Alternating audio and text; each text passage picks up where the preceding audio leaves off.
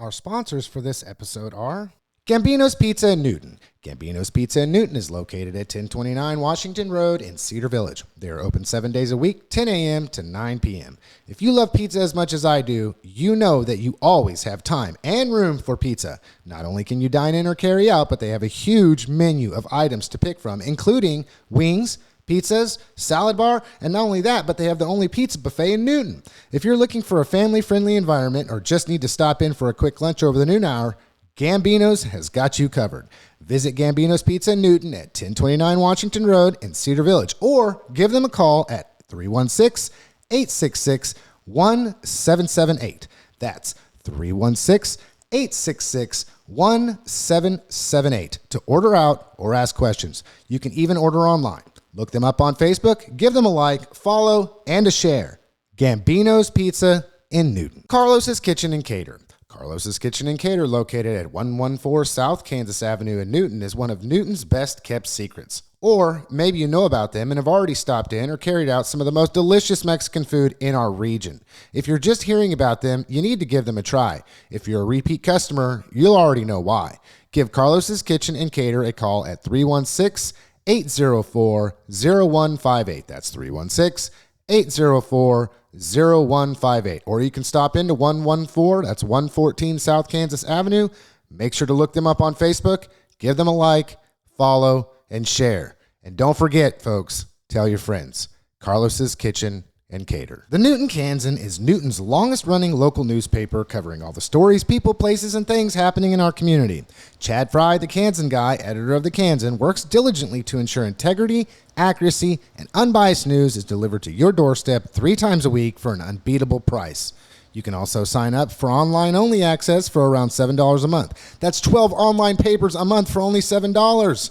If you've not subscribed, it's time you do. Visit them in their office at 517 North Main Street. That's 517 North Main Street in Newton. Online at thekansan.com. That's thekansan.com. Or give them a call at 316-283-1500. That's 316-283-1500. Support local journalism, support the Kansan.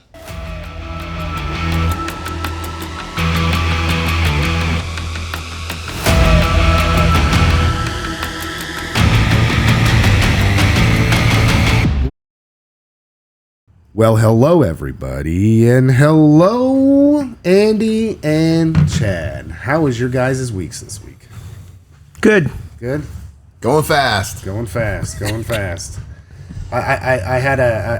misstepped. I reverted back to the old introduction, but I like the new introduction a little bit better. Chad don't care, just as long as there's an I don't care. You know, you got to be savvy, man. Come on. People like that. They like the fact that I'm a lyrical gangster from the dirty, dirty West. The dirty West. The dusty, dirty West. Okay. So how was your guys' week? Anything important? Anything exciting take place? Oh, I started watching a new TV series. It's been extremely interesting. It was what's new to me. A series from a couple years ago called Timeless. And we've got time travelers going back to preserve history and make sure that history doesn't change, basically. So, saw a reenactment of the Lincoln assassination, and yeah, it's been fun. It's been very interesting. Very cool, very cool. Andy? Family's good. Business is busy. And everything is moving in a direction. A good direction. Fail forward, always. Fail forward. Always in a good direction. The cool thing about my life is when I make a mistake, like we did yesterday in the field, there's usually almost always a workaround and nobody dies. Yeah. So it doesn't mean it's not nothing, but sometimes I just got to go, we just got to get it done. Yeah. And it will get done. And sometimes people gripe a little bit in between because, we've got a lot going on, and it's fun managing and watching people grow and learn, and then watching people peel themselves off your team. And then you're kind of trying to recruit new people sometimes, right? And you realize real quick, the more you do it, who you want around your group of guys and who you don't. And a really interesting situation yesterday. Guy walked off in about 30 minutes of actually getting to work.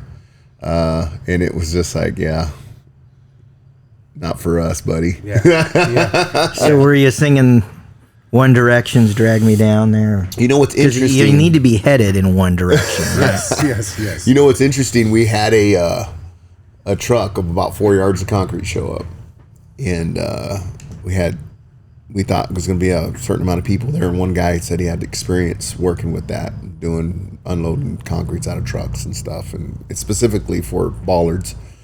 And so I thought, great, you command and run with the truck, and you do that part, and I'll start doing some other things. And then with the other guy, he can help too. And with 3 of us, we should be able to knock this out. It didn't work that way. And I ended up doing all of it by myself. So it's just one of those things when you guys are doing other things and you've got to sit and do what you got to do, and you stay till the job gets done. And that's the part when you're in the ownership position where you go, this is why we do what we do, and this is where you really make it count. And thank God for that opportunity. Yeah. Because now you know how to do something that maybe you didn't know how to do before, and I don't know. I got really efficient. I'm just gonna say, Yeah, we got really good, really quick. But you learn. You learn. Yeah. And with 3 people, it would have been amazing. But with 1, we got it done, and I know it can be done, and I know the time it takes. I respect the work that it takes to do that kind of work, because I was worn out. But I played crazy games in my brain. And every time I wanted to quit, I just knew somebody wouldn't do the next one, and I just kept going till the job got done. Yeah. And I really get off on that for some reason. That's why I do what I do. That's empowering.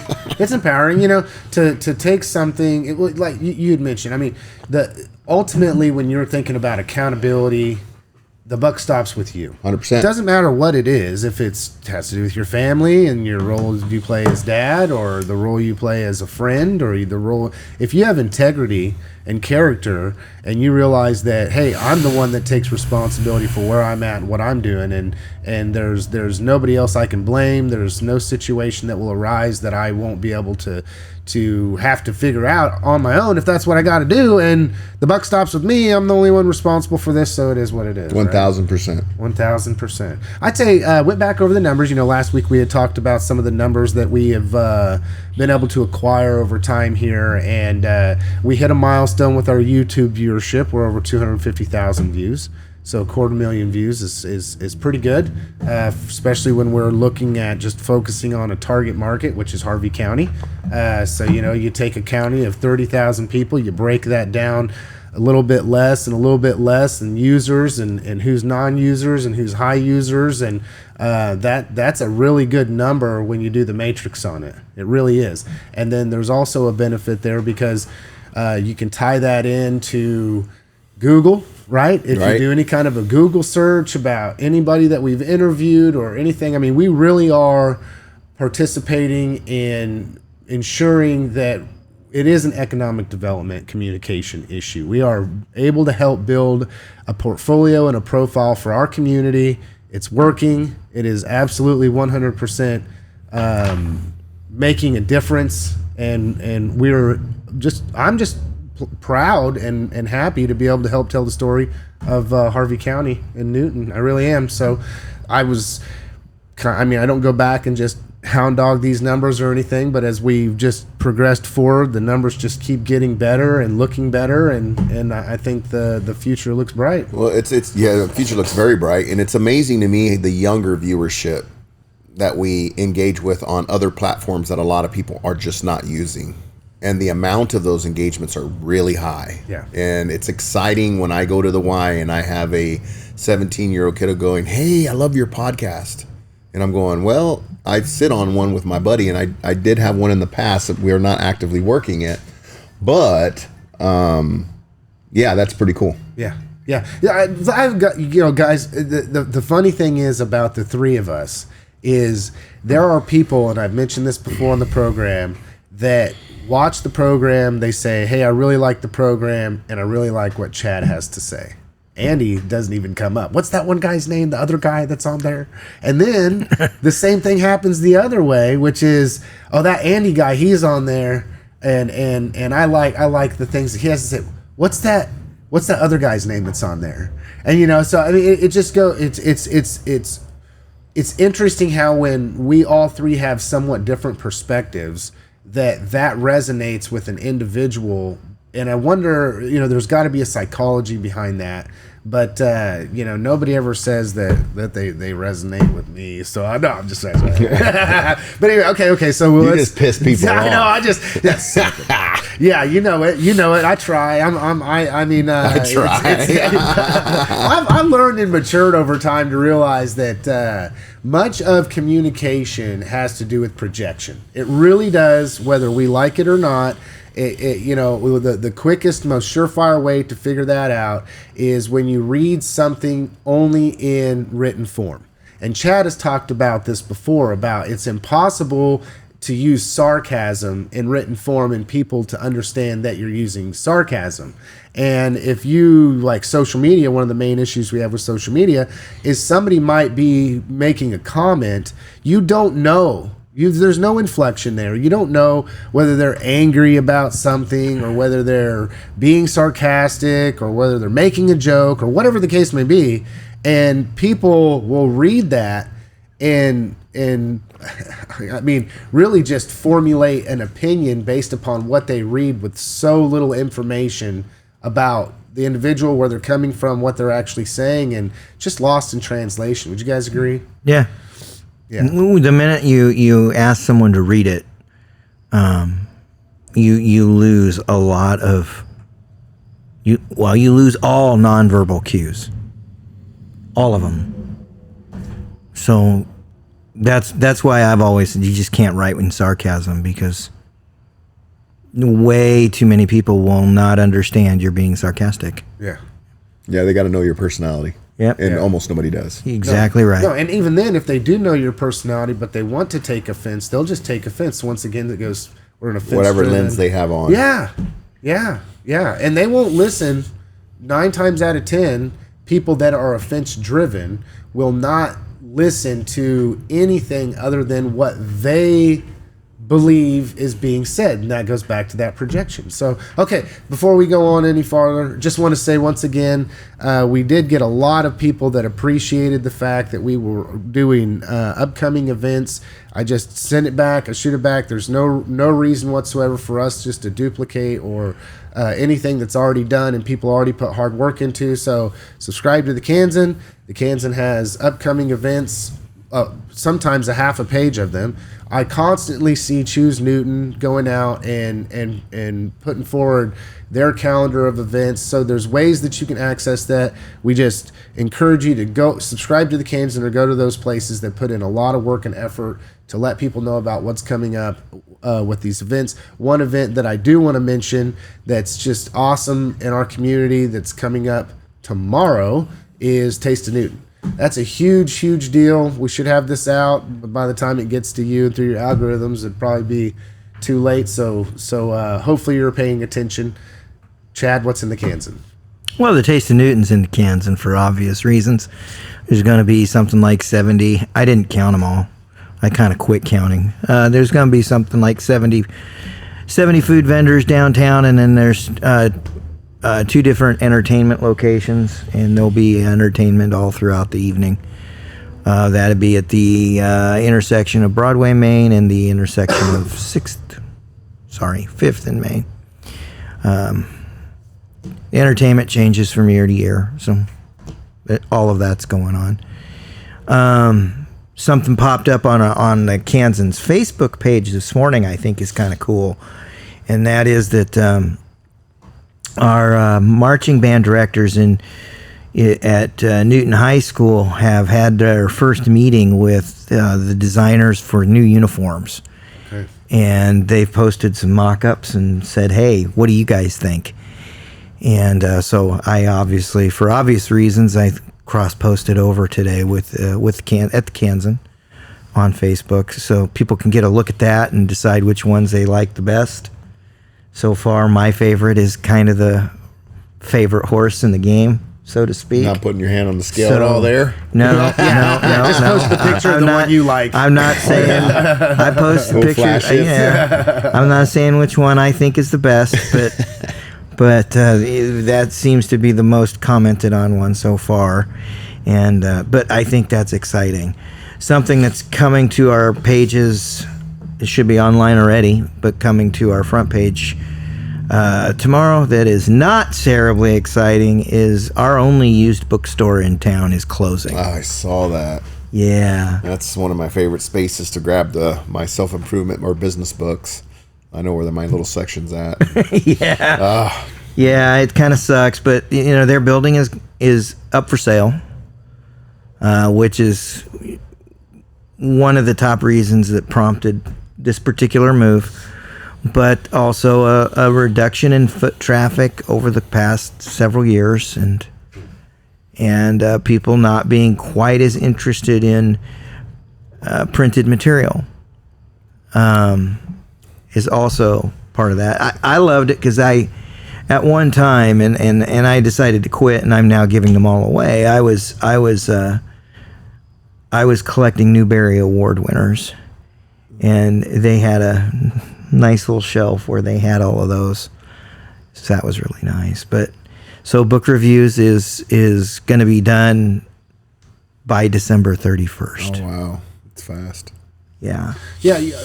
I mean, okay.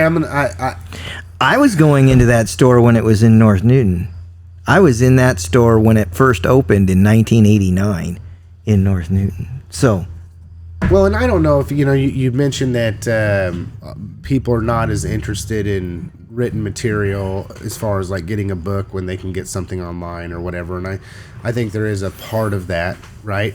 But I also want to say, like, just interestingly enough, and I try to watch what's going on in our local community when it comes to businesses and whatnot, and it's I guess the call to action would be support local folks. I mean, we have this bookstore that has come and gone, right? I know that it wasn't too long ago that I had mentioned something about Kidland Couture. They moved to Wichita. They moved to Wichita. We've had businesses close and reopen here. It seems as though, and I don't know if it's just our close proximity to Wichita, or even Hutchinson, but people, they constantly say we need X, Y, and Z in Newton. It'd be great to have this location in Newton, or this place to eat, or this thing to do. But then when somebody comes in and they do it and they invest and put their best foot forward to ensure that opportunity is provided to people within the community, I'm not sure it gets the kind of response necessary to be solvent. And I'm working a story right now that has some elements of that, and it's about the prevalence of fast food restaurants in our community. And so there's elements of that here because those are not they employ a lot of people. They employ a couple of management level positions which pay okay. And then the rest of it is going to be all minimum wage and part-time. So there's jobs in these fast food restaurants. But that kind of pales in comparison, in my opinion, to the job you can get at a local mom and pop. And especially the amount of money you should be able to make as the owner of a local mom and pop. But the prevalence of those fast food restaurants, now this is a suspicion that I'm trying to confirm right now, but the prevalence of those fast food restaurants makes it much harder on the local folks. Oh, I'm sure. On the local owners, the Curtis Crawfords of the world. Yeah. And if you want to bear that out, just take a look at Gertie's. Yeah. Gertie's was doing fine. They opened to great fanfare. They did fairly solid business, and then they started running into some staffing issues, which, it's very real. That stuff happens. But they were still surviving. And then Freddy's came in. Freddy's is a fast casual. It's not on the list of fast food restaurants that I'm evaluating, and there's a reason for that. But Freddy's came in and just sucked a ridiculous amount of market share away from other burger restaurants. You know, you'd be talking Courtesy's and Gertie's, which Gertie's didn't survive. Mm-hmm. And, you know, Murray Anderson made a comment to me just after Freddy's opened that you can't suck that kind of money out of the Newton market and it not be felt somewhere. And I think he was, I know he was right. So yeah, support local. Yeah. I mean, seriously, you know, it's hard. It really is. Because, you know, in that example, you know, McDonald's just lowered their prices. So the Big Mac meal is $8. Can you find an $8 burger and fries on, anywhere in town locally? It's tough. Hard. It's tough. Yeah. You can find it at Burger Garage when they're having a special. You might be able to find it at Curtis's when he's having a special. But straight up, what's on the menu, it ain't $8. So yeah, it can be hard, but we need to make that conscious decision to do it. Yeah, absolutely. Got to support local. Okay, so anything else from the Kansas or anything you guys would like to discuss locally before we get into our big hitting topic that we promised we would do this week? I'm going through my Rolodex here. Something really cool is going on Saturday morning, and it is that the first class of individuals to attend Chisholm Middle School for 3 years when it opened, they're going for a tour on Saturday. I can't wait to go hang out with them and hear what they got to say, because it's no longer a middle school. For one, it's a 7-8 center. It's no longer a campus, it's a school, meaning that it's actually one building now. At what time it was not. And it's also on the list of, there's stuff for that school on the list of projects for our next bond issue. So it's kind of cool time and a cool thing happening at a cool time. Yeah, very cool. Very cool.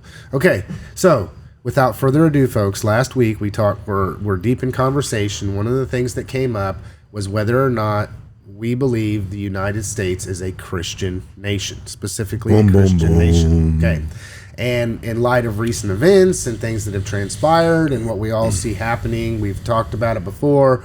It seems like there's a great divide. I've oftentimes called it a cold civil war, on the verge of an actual civil war in our country. I don't know if that's insightful speech or anything, but I've watched for a long time as the communication has absolutely just devolved. Right now, we're one day into a government shutdown, and if you're watching, depending upon which news organization you're watching, the national news organization, you're watching the Republicans blame the Democrats for the shutdown, and Democrats blame the Republican for the shutdown, and oh my God, the end of the world is at hand, and we just can't do this, and this is just, oh my God. And the reality is the majority of the government shutdown will not affect anybody's daily life whatsoever. So just, I don't want to get into all that, but I just, do. God, that is, you know what? We'll talk about that next week. Oh man, so, but it's hot right now. Yeah, it's hot. Well, I almost want to call this so manipulative. Yes, on both sides. Yeah. For so I blame many them both. 100%. I blame them both. They both play the game the same way every single time. This is the deal that happens. We kind of know it's just what happens. So every time. So it's kind of like this. Negotiation time is what it is for them. It's negotiation time, and neither one of them is able to or willing to negotiate in true good faith. 100%. Yeah. Because so we're hip to you, bastards. Give me. We are, but does that mean that other people are most awake people to this? don't pay attention. Because I'm going to say they're not. Exactly. So give me just a few seconds to lay it out. Give me just a few seconds to lay it out. This is why I'm blaming them both. Bust a move. All right. I blame the Republicans for this. The Democrats laid it out. This is what we want to negotiate on. This is our sticking point. This is what we need to talk about. By the way, you need 7 of us to get to where you need to go. This is what we want to talk about. We want to talk about the extended subsidies for participants in the marketplace. They are expiring today. And that is not an exaggeration. As we speak, those subsidies are expiring. My wife's subsidy is expired. I'm going to have to pay likely triple for her insurance next year if they can't work this out. And enrollment is going to start within the next couple of weeks. That is what the Democrats laid out and said, we need to negotiate this. And the Republicans just stood there and said, no, we don't. And we're not going to. We have until the first of the year. No, you don't have to the first of the year. You have now. I blame the Democrats because the Democrats laid it out and said, this is what we need to negotiate. And the majority party looked at them and said, no, we're not going to negotiate that. So what did the Democrats do? They just walk away. You see how neither side is willing to negotiate? That's why every one of us needs to blame them both. Yeah. And we need to hold them both accountable. I've said at this point in time, the way I look at our government is that we're all children in a household with 2 highly toxic parents, and they are back and forth, tit for tat. You did this, you did that, and it's going back all the way of their 20-year marriage before we were even involved in any of it, and they just are totally dysfunctional, and it's almost abusive. If you were to put it in the context of abuse, of what parents, mom and dad, are doing in a household to each other, with us children as victims of their choices, and then you've got one kid that sides with dad, and the other kid that sides with mom, and then one kid that just doesn't want to be in the middle of any of it, and then another kid. I mean, this is a huge, just putting it in the context of a dysfunctional household where these 2 are married together. They're mutually assured destruction. If one goes, the other one is non-existence, and vice versa. So they've entered into this contractual agreement with one another that if it can't be you, it's me, and if it can't be me, it's you, and we're in this together. And it's so toxic that we're all just feeling the repercussions of the dysfunctional relationship. I mean, and I don't think that people. I mean, I'm sorry, and I don't want to be negative about people perception, but we're watching real time where you can have about a 2 to 3 minute, if that, conversation with somebody. You bring up this specific topic, and the end result is they've already picked a side.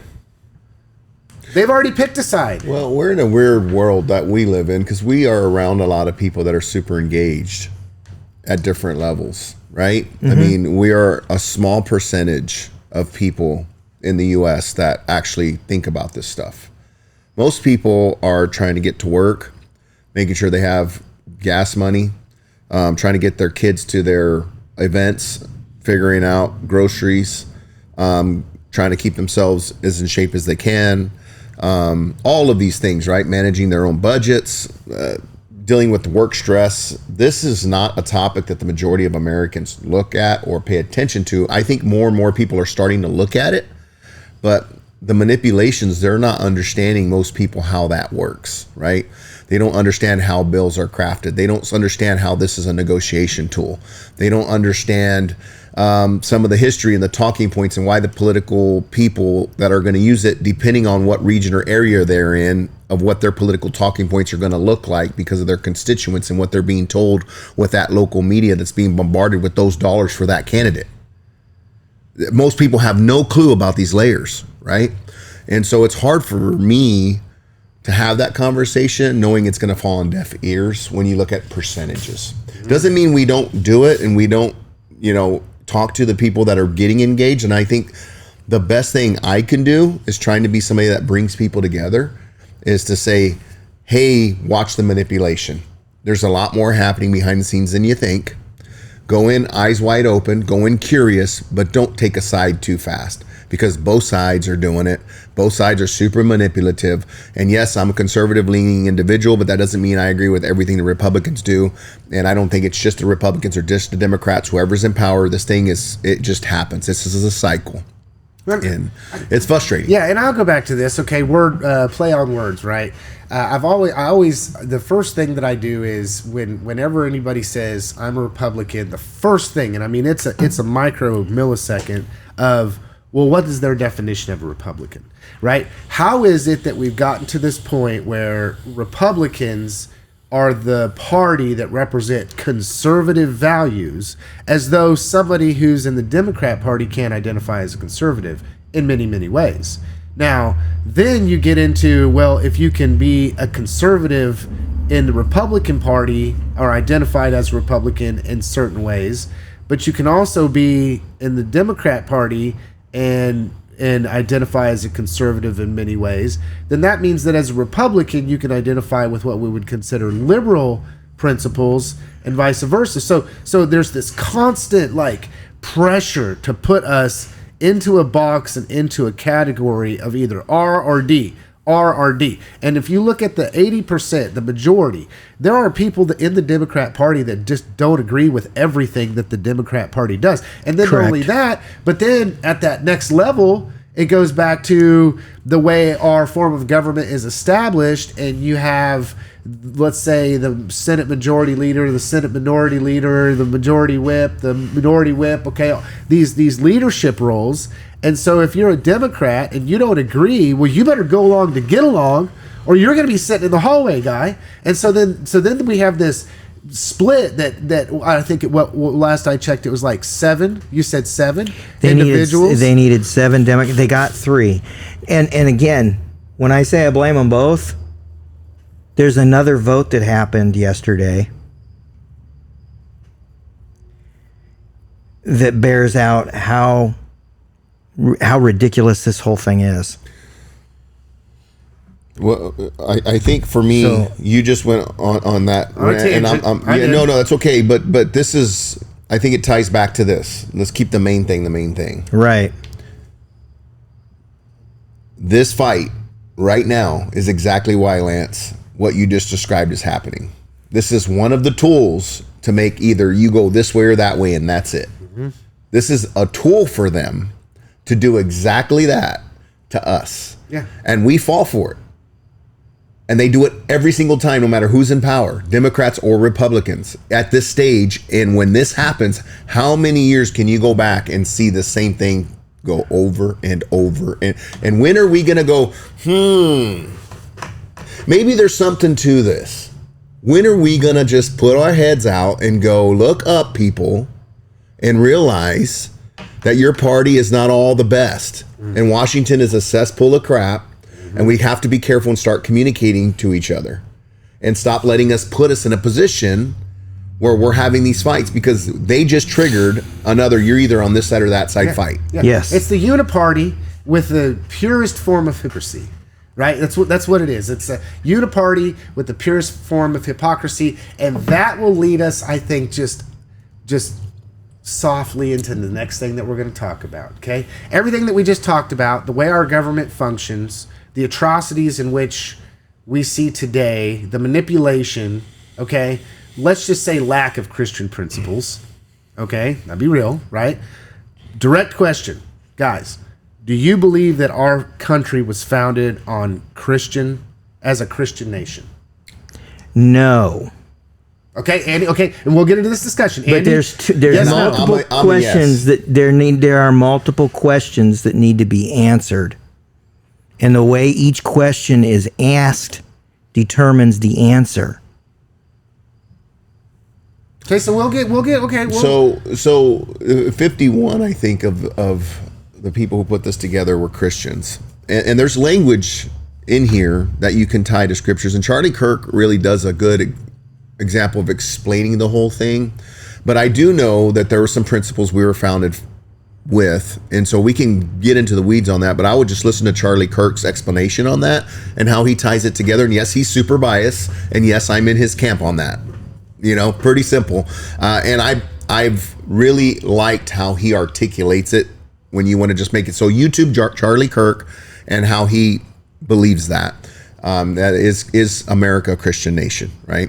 And why he thinks that. And that I agree with 95% of his reasons. And it's very in-depth. It's about 15 minutes. It's a good little spiel. And he ties language and things from the Bible to the Constitution and back and forth. And he pulls it all together for you. But here's why I'm red alert right now. And I just want to do it on this podcast. And we're going to get throttled for this. But that's what I do, right? You too, Lance. And sometimes you. So, here, we're all par for the course here. Yeah. We all have our opinions. And I love you guys for that. And I can just kind of put it on the table because we don't agree on that. And that's fine. But when I start seeing, I'm pretty like, what you do in your own house is your business kind of guy. The trans stuff, what you do in your own house is your business. Depending on, when you start getting in front of my kids and you start trying to manipulate sectors with what you're doing and bills and things, that's when I start having a problem with certain things. And here's what I have a problem without espousing for me and my family, why I believe America's a Christian nation. There's a movement going on right now, and there are some Muslims that are hell-bent on changing our culture. And it's happening, and it's intense. And their way of life and Sharia law is not something that I want for our country. And they are openly talking about and having forums on how they want to change and destroy America and impose their way of life. And they are talking about having kids and multiplying and looking at the numbers and the data of how we're not doing that and saying, basically calculating years, how many years it's going to take for our way of life to be gone. And if you look at what's happened in Europe, it's unbelievable. It's really sad. And so that's why I want to get protective over our way of life, because in a Christian way of life, we don't hate gay people. We're not going to kill them and throw them off bridges. Yeah. Well, we're definitely, I think it's just a different attitude of a free country when you have a Christian nation versus somebody saying, oh, I'm going to use that against you, just like they're using our laws against us to be able to say all the things they're saying, which again, hey, you can say that, but we should probably believe what they're doing here. I feel like it's another way of warring against our values. In order for them to achieve Sharia law, the Constitution must be destroyed. And they're openly saying they're going to do that. Okay? As long as we have the Constitution governing us, not only can we not have Sharia law, we are not a theocracy or a Christian nation. End of story.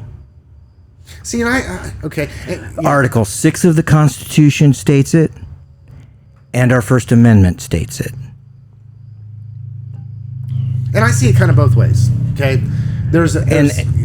Again, there's a whole bunch of different questions, right? So, are we a Christian nation? Well, how are we How are we going to define ourselves as a Christian nation? I can sit here and say 63% of those polled of adults last year, 63% said they were Christians. So, yeah, sure, we're a Christian nation, but we're not a theocracy. And our founding fathers went to great lengths to make sure we were not a theocracy and would never become one. And that's because they understood why everybody was coming here. Why were we coming to North America? To get away from religious persecution. We were coming here to get away from oppression. And there's a significant number of us, and I'm using that term very literally, us, that came to get away from religious persecution. My people came to get away from the religious persecution of Catholics and Lutherans, Christians. Which is why our founding fathers made absolutely certain we were not a theocracy. We are not a Christian nation. So let's be fair. Let's be blunt about it. So if the Muslim agenda is to move in a direction to create what your people experienced, the Mennonite community in America, and they're on their way to doing that now openly and verbalizing that, do we not see that as a red flag? Oh, absolutely. It's a huge red flag, and it's one that we must stand up. How do we against. deal with that in a way that's American, in a way that's open? And because they're going to say you're racist for talking about this and all these things, and that's not the case. The case is our way of life is being threatened. Well, and I got to say this. I believe that there's a lot. To me, it's very simple. And to me, it's very simple because I go to Article 6. And Article 6 expressly prohibits the use of a religious text or texts. So you want Sharia law? I'm sorry, it's unconstitutional. Well, I'll even go here. You're going to have to go somewhere else to get that because you can't have it here. And to say this too, I want to be very clear. My perspective is that there are probably an insurmountable amount of Muslims that live in America that want nothing to do with Sharia law and greatly appreciate the freedoms. But there's also Christians. There's also Christians in this country that would like for Christian principles to be dictated onto everybody else. Correct. They want a theocracy. Yeah. So what I think. But I'm okay with that one. Right. Of course you are. Of course. But I'm not. Yeah. And then you get into ask the I question. am not This is okay. the problem, Yes, right? and then you get into ask the This question. is our problem. Goes back to my first thing that I was talking about when it comes to labels and definitions and what that means is, okay, well, what denomination of Christianity do you think should be in power? or Exactly. control? Because now there's the ability that we have this interesting alphabet soup, right? In our country where, because, and this goes back to my belief that no, we may have been founded by majority Christian faith-based believing men, okay? A large portion of those were Freemasons as well. So we could also say that the Freemason influence in our country, which is just purely focusing on the God aspect, God, right? Well, us as Christians believe in the Trinity, right? So then if Christ is God and God is Christ, Jesus is the God in the flesh who came to die for our sins as the Paschal Lamb, and once and for all atonement for all sins, past, present, future, okay? So if we believe that, then there's this other way to look at it, but Masons, generally speaking, focus on a monotheist deity, God. So was our nation founded on God, a monotheist belief system? Yes, I agree with that. But also knowing that tolerance is paramount in a country and everybody fleeing from all these other entities that were trying to force people into one faith or another, Lutheran or Catholic or Calvinism, or I mean, you can look at a map from years ago before the United States came to be, the great experiment that we have and that we call home here, and I still believe is the best form of government in the world as young as we actually are when it comes to things like Crazy that. how young we are. I mean, but you can go all the way back to like the Roman Empire and how it was paganism before, and then the conversion to Christianity, and then you have all the high days and things that the holidays that paganism represented that then all of a sudden became Christian, like Christmas. It's just the winter solstice. Easter, spring equinox. Just keep taking it. And anyway, so I'm having a hard time keeping this all in the frame without going off on a rabbit trail, but I think that as Christian men fleeing from persecution in other places, even the Church of England, right, that they wanted to keep us as far away from being considered a theocracy, which then makes me question whether or not we actually are truly a Christian nation. And whether we should be of the belief that, like, if as a Christian, I say that I am thankful that we are not a theocracy. Therefore, my faith I have just as much right and liberty to act out my faith as Chad, who might be a different denomination, or Andy, who might be a different denomination yet, or if I was a Muslim, to be that, or a Jew, to be that, or to believe nothing at all, or even to be a Satanist, if somebody wants to be that. That's the way our government's formed, right? So then my question comes, how can we be a Christian nation if we are not specifically making laws and dictating onto people that they must believe a specific way, which is, i.e., Christianity? Does that add something to the mix here, guys? Because I just monologued for a second, and I apologize for that, but it's deep thoughts. Well, a lot of it just goes back to how you're going to define whether we're a Christian nation or not. Okay? If you're going to define it based on the majority of belief systems, then yeah, we can call ourselves a Christian nation. For now. Because that number. Yeah. Yeah, it's dwindling. Yeah. But so is society and everything around it. Yeah. So what are we not seeing? And take a look at the silent revolution in Montreal if you want to understand what's going on in the United States. Okay? So there's a wild idea. If you want to know what's going on, figure out what's really going on in the United States, especially in the area of faith, go take a look at another country that we call our neighbors and we've been, poking the bear on for the last 2 years. But the silent revolution was real, and what happened to the Catholic Church and to the Christian Church of Montreal is real. It is happening here. And it's not because of some protagonist. All due respects to everyone. It's not because of the Islamic faith. It's because our own people are looking at the Christian church and saying, I don't want nothing to do with you anymore. But the number is 63% for now. That's down 10 points in like 5 years.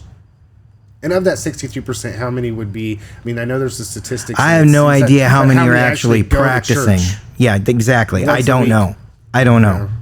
But, just look around your churches. Attendance is dwindling. So you can call us a Christian nation if that's the test. But if it's form of there's no way you can. And we love to say that we wrote our Constitution with Christian principles, and that's fine. But again, what are we defining as Christian principles? Right? Because one of the best discussions I had on this in a really long time, guy looked right at me and said, well, our entire legal system is based on the 10 Commandments. I'm sorry, that's not a Christian principle. Now there's a radical statement for you. Monotheist Judeo belief. But Christians do not corner the market on the 10 Commandments. They're not the only faith tradition. They're not the only faith tradition that reads Leviticus, Numbers, Deuteronomy. We're not, people.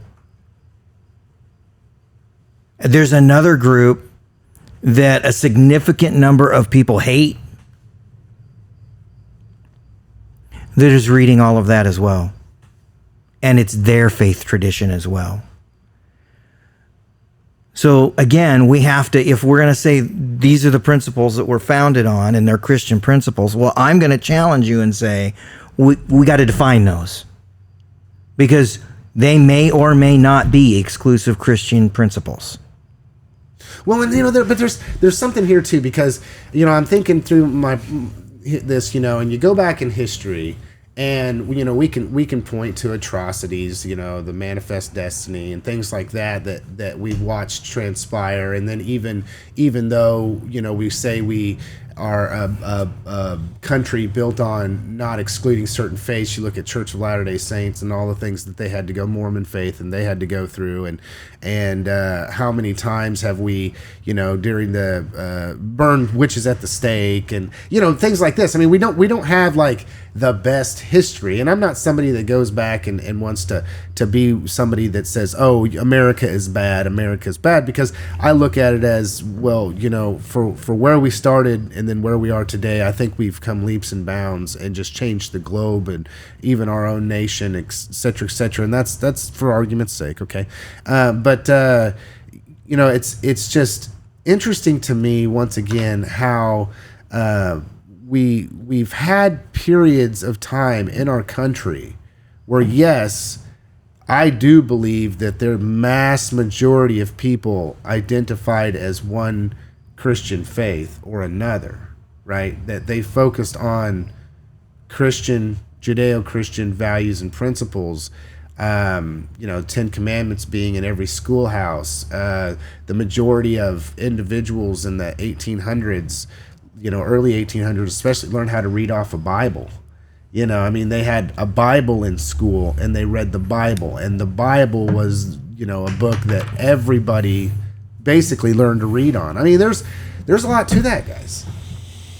But just one point of order here, though, Lance. Okay.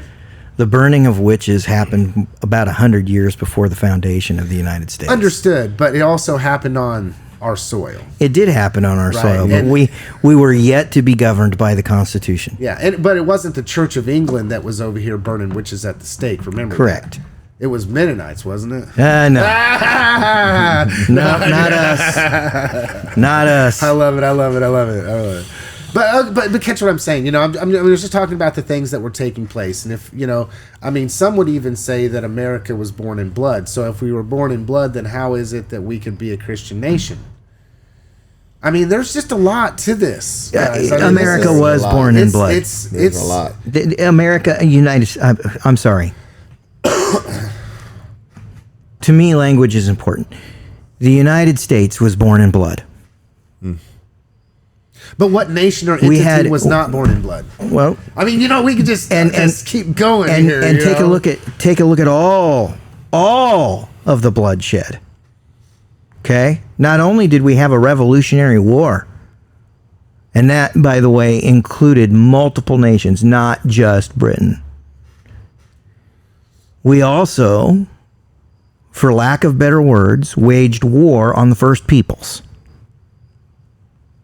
With the help of other tribes that were, it was born in blood. War against each other. It was born here. Yeah. This nation was born in blood. What we'll do is we'll help one of you win, right? And then once we help this one side beat this other side, and then we had an exit clause and just jacked everything. And then we just turned our back on them, Like, how do we weak? But it's interesting. Didn't have contracts. Okay, well, and go back to Dang this. it, man. The same thing's happening today, right? We'll sit there and we'll help this side out, and once we help this side out, we'll tip the scale, and then once these people can no longer work together, well, then we got the bag, and that's that divide and conquer.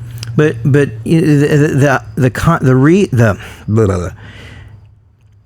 our nation being born in blood and born out of war is one of the hardest things for Anabaptists to deal with. It's one of the hardest things for us to accept.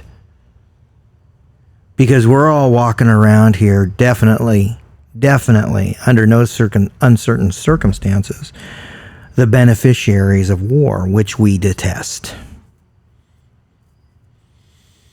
And that's a very hard thing.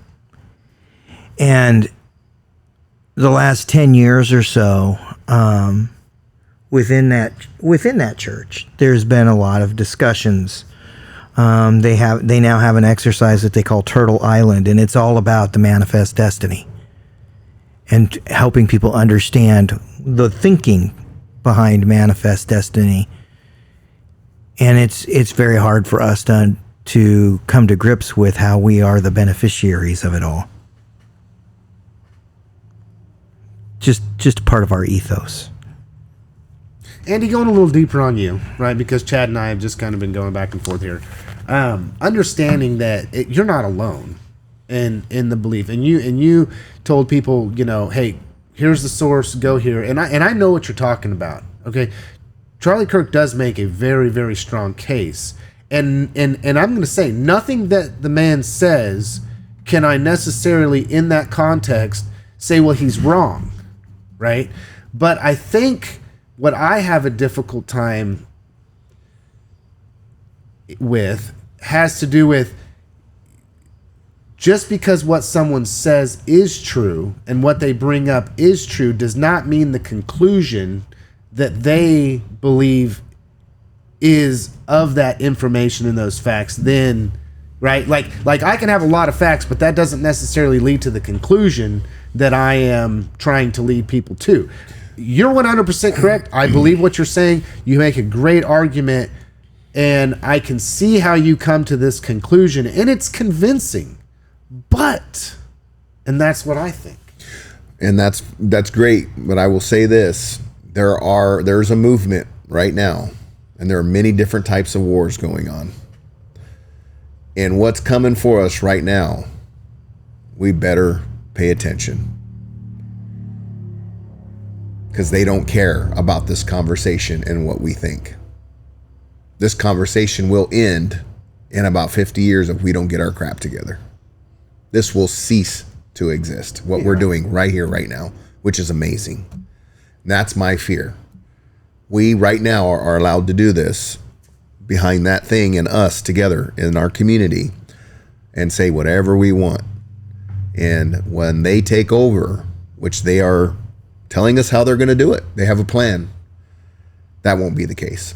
So we need to really figure out what this looks like and how to protect our way of life. Well, and doesn't this go back and that's to for everybody that wants to come here without those types of intentions. And you're right. We're living right now, I believe, under Christian values, and that's why all that can happen. But if somebody else's values comes and they find out and they are infiltrating our government in ways to have power positions to swing votes and to change things up, that's a scary thing for me. Yeah. I don't want my kids living or my grandkids in a country where they have to follow that. Yeah.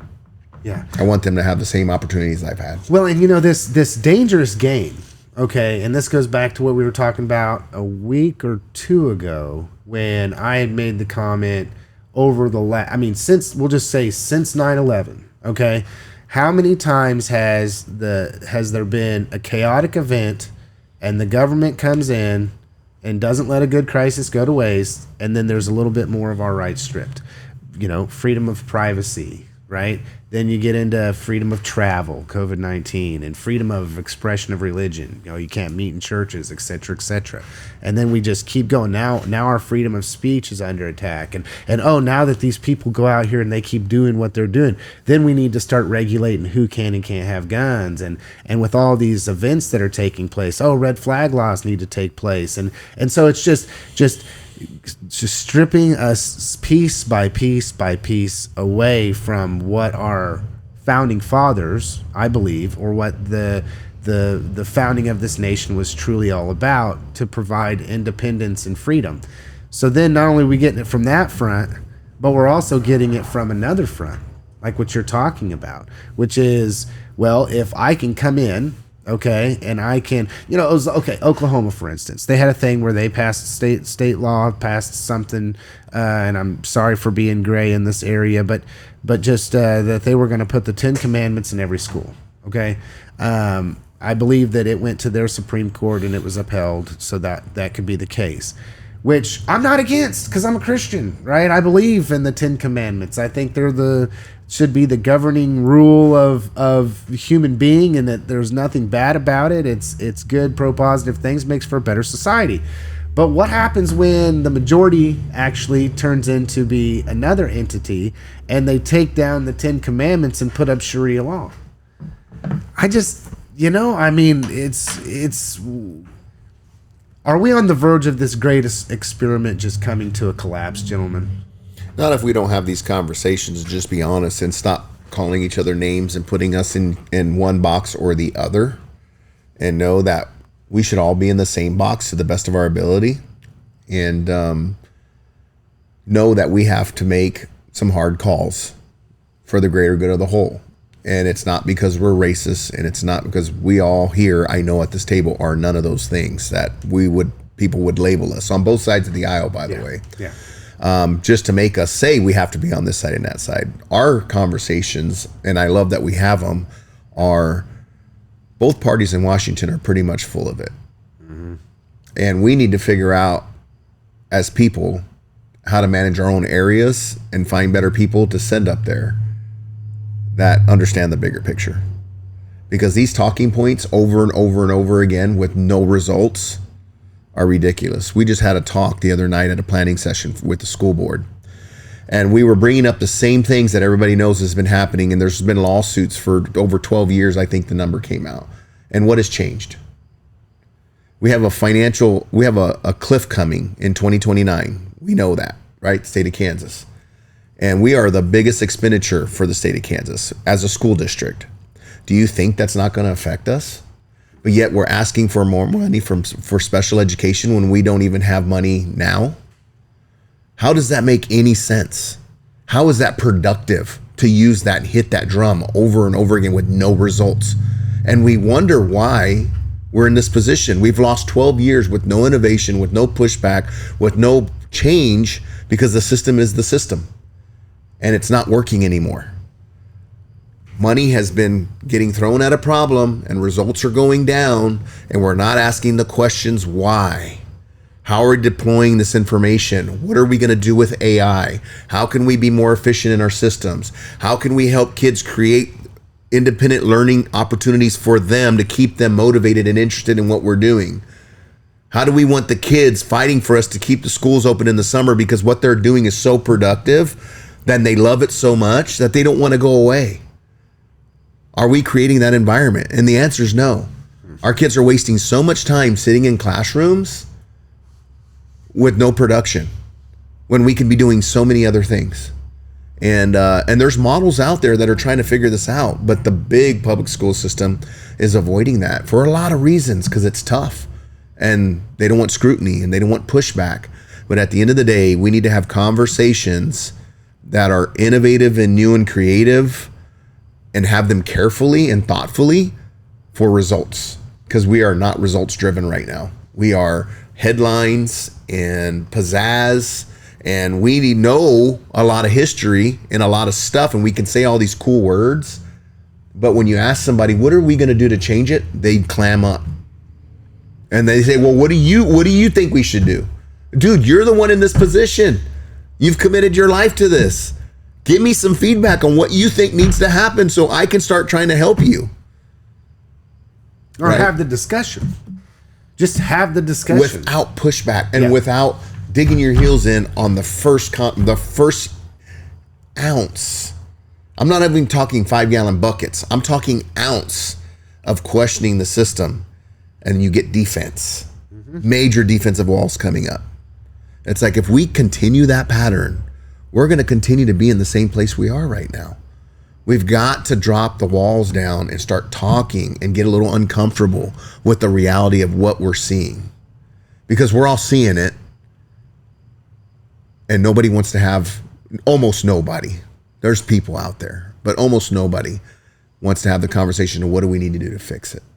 And we have to also understand that fixing it is 5, 10, 15 year increments. It's not next week. It's not 90 days. It's like the process it takes time. This system is big and it's been built and it's amazing, but we need to change it. What we're doing now is not working. It's pretty obvious. And I'm talking specifically for the education system. Well, and I say, and I agree. What I hear you saying, I want to diagnose at least the surface problem in it, and it's that we are in many cases led by people that have a "what's in it for me" mentality. So that's just the way it is. I'm sad to say, I've seen it happen over and over and over again. Okay, final words, gentlemen. We're running out of time today. Have a great week. Okay. Homecoming is Friday. Go Railers. Awesome. Very good. Love it. And when you're confronted with what side are you on, I'll say it for myself. I'm not on one side. I'm not on the other side. I'm on neither side. I just want for things to begin to work for the whole of the people again. Have a good one, everybody.